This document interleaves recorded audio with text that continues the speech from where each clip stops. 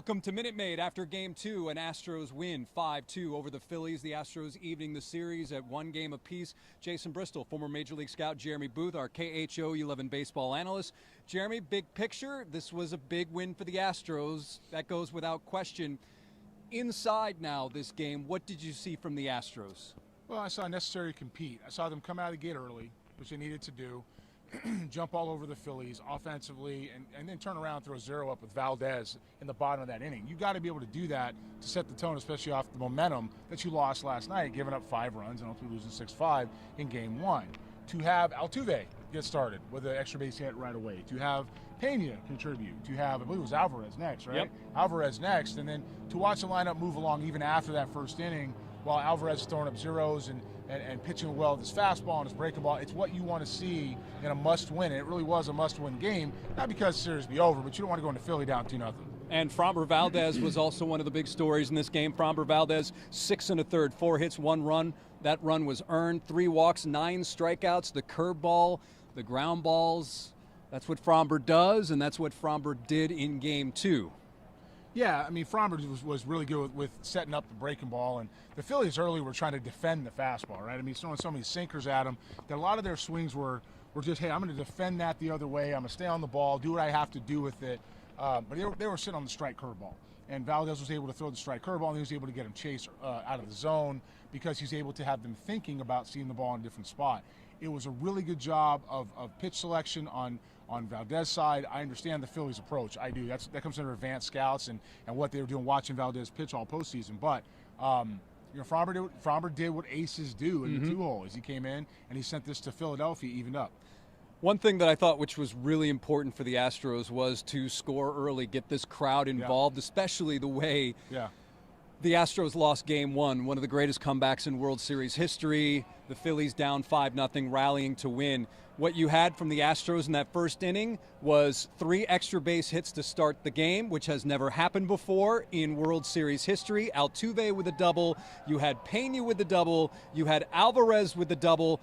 You get a 3-0 lead. Am I off base thinking that was really, really big?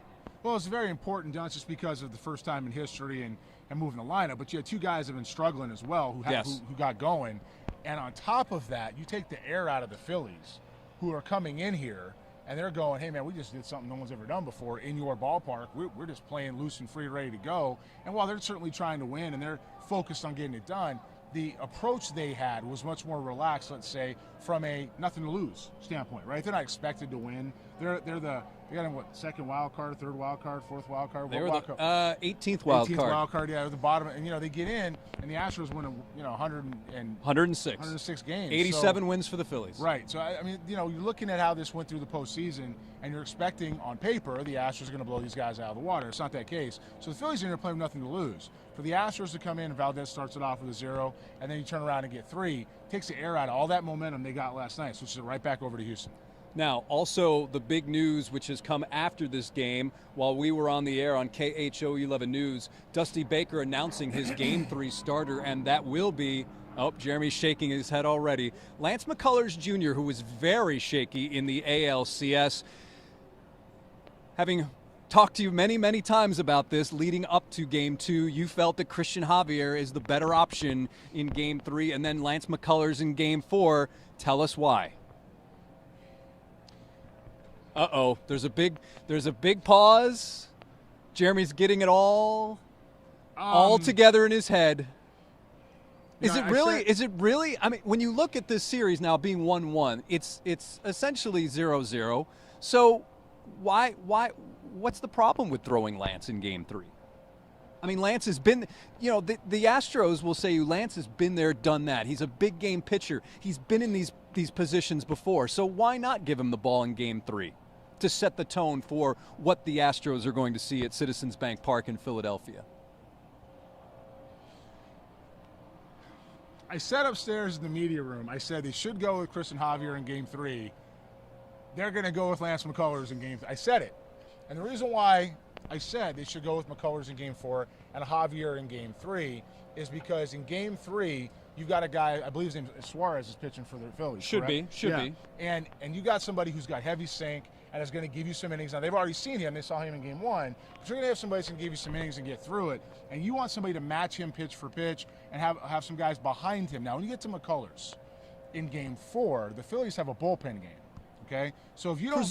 Presumably. As of today, what I have been told is the Phillies have a bullpen game, which means, an opener. Yeah. Another guys, you got 4 or 5 guys throwing an inning in eight. each. You have everybody back there. The Phillies use all their guys in the bullpen. The Astros seem to have forgotten 4 guys have jerseys on.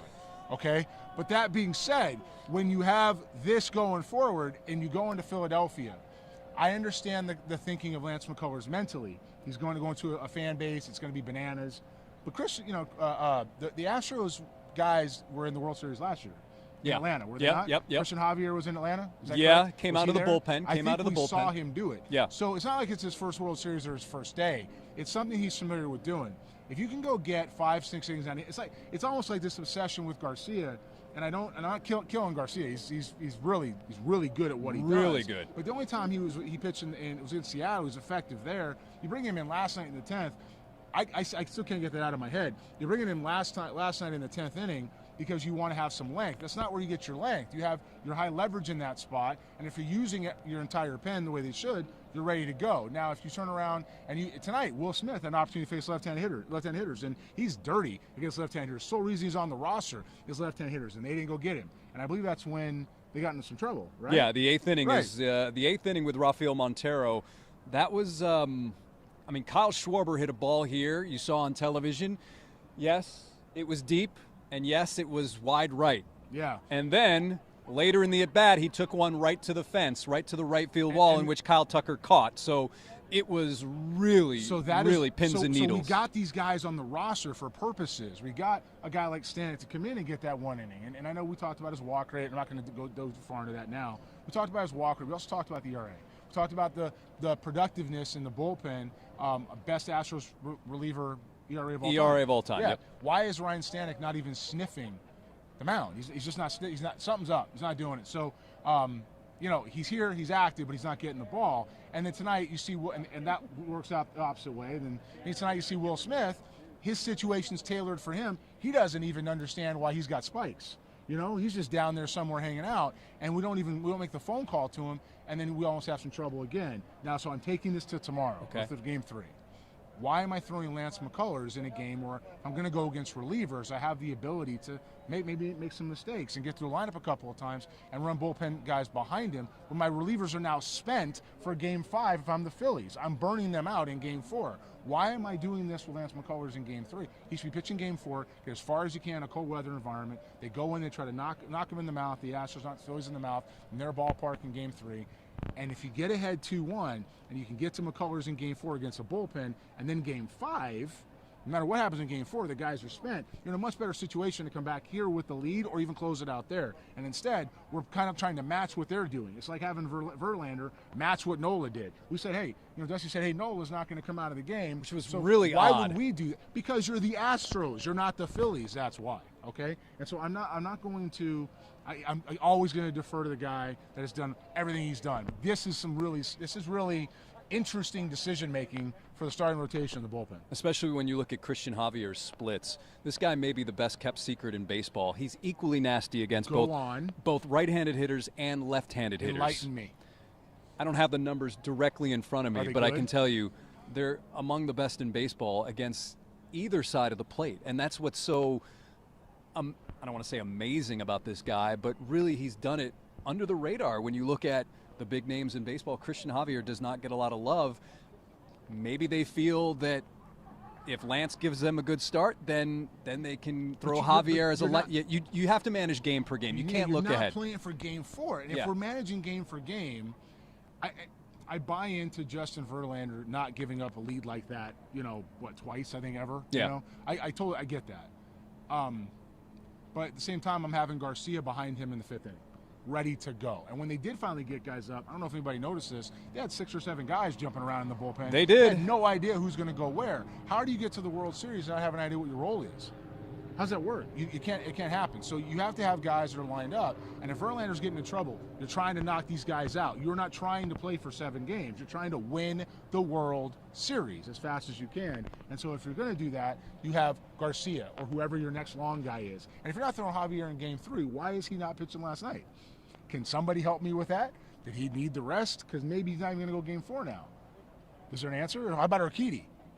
He's still there. Urquidy. But that's what I mean. Like, the Phillies are going to use all their relievers because they figure they're on the roster, might as well. You know, the Astros are thinking, you know what? I got 2 guys. I'm good. We'll start with 2, okay? And I don't understand what we're doing back there with McCullers going against. He needs to go Game 4. I respect the guy's decision. I'm really, really, really pulling for Lance in Game 3 because you losing Philly down 2-1. And it's him. It's the cold weather. It's the longevity. It's the breaking ball dominant stuff. There's a lot of reasons why he needs to pitch in Game 4 in a different situation. Explain the breaking ball dominance in the cold weather and what we saw in New York. Lance McCullers, and we've seen him pitch in the postseason quite a bit. Okay, we've also seen him miss seasons with injury, and we talk about. He talked about not too long ago about he wasn't even sure he was going to pitch this year. That it was the rehab staff, right, that helped get him back on the field. How great the Astros rehab staff is. Well, let's take that a step further. If that's a fact, there's no reason to think it's not a fact. That's fact. You go into cold weather environments, ball's wet, a little slick, right? You don't have the ability to use really anything anymore. You know, no matter what they're saying about Framber Valdez's wrist and shoes. Yeah. And Anyways, we'll talk about that in a minute. I don't know, but you don't have the ability to do the stuff you used to be able to do with the baseball. So he needs to have his feel, and he's not going to have his feel in a cold weather environment spinning breaking balls like that. He never really has in those types of situations. So to have him go out in Game 3 and have a bad start or the Astros get behind just because he's not pitching from a position of strength and throws that breaking ball, the Astros can go down 2-1. And it's not even about Lance McCullers. It's about putting him in a position to succeed, like you put Will Smith tonight in a position to succeed, like you put Ryan Stanek at any point in time in a position to succeed. Now, Rudy is chiming in, and he says Noah Syndergaard is pitching Game 3. I haven't confirmed that, but if that's the case, let me look and see if that's the case.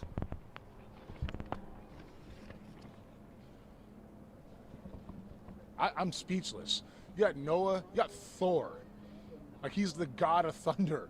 You got Thor coming over, who is a great deadline acquisition. It's pitching Game 3, which would make more sense than Suarez. And then that puts Suarez into Game 4 as a bullpen game, right? So you've got those guys. You got Syndergaard, and now you've got McCullers matching up. Why do you not want Syndergaard, who's going to pitch with all that energy, pitching against, I don't know. That's a horse. And if he's going to throw Game 3, is he confirmed? CBS Philadelphia, our CBS station, says that the Phillies will start Noah Syndergaard in Game 3 on Monday night. Even more reason to throw Javier. Even more reason to throw Javier. You need to go out there and hit these guys hard. You can't mess around and miss pitches with somebody who's usually on point in these type of environments. Before Syndergaard was a Philly, forget the Angels for half a year, he was a Met.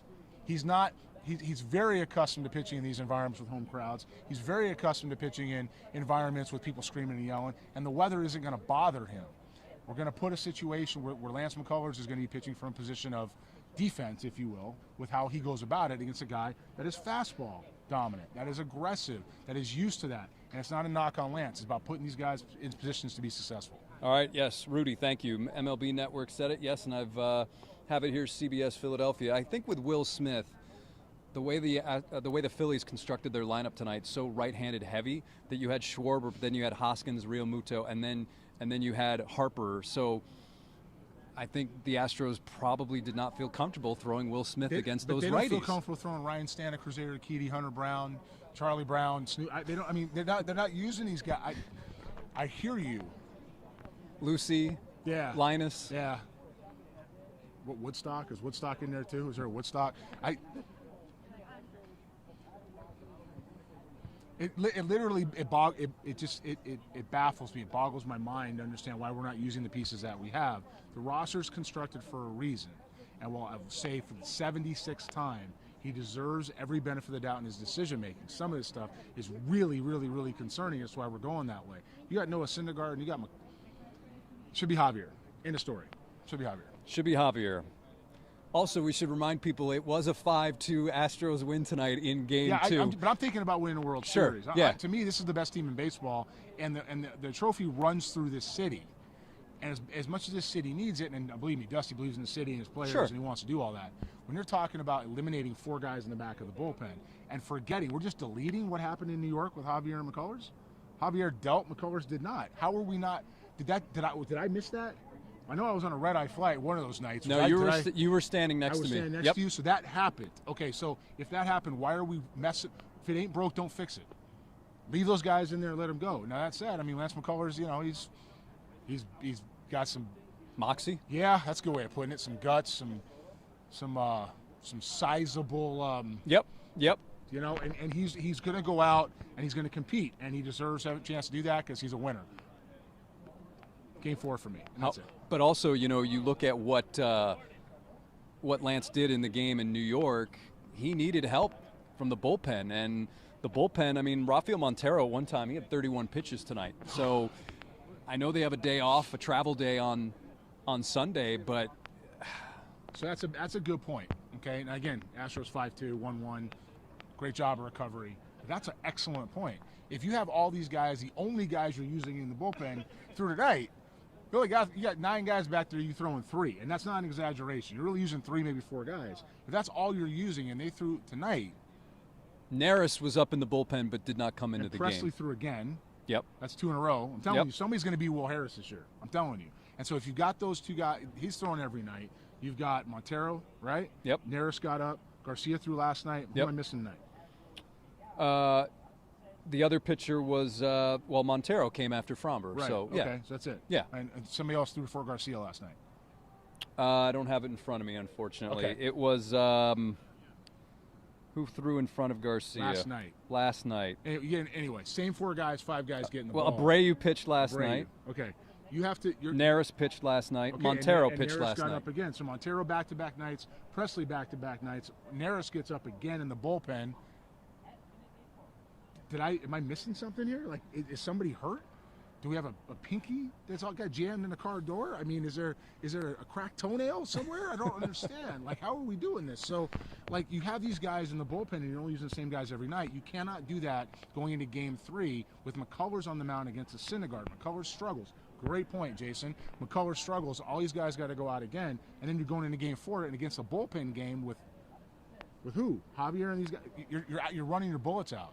So this time of year, you have to use everybody. You have to conserve them and get these guys. And everything's a leverage situation. There's no easy outs here. You're in the World Series, boys.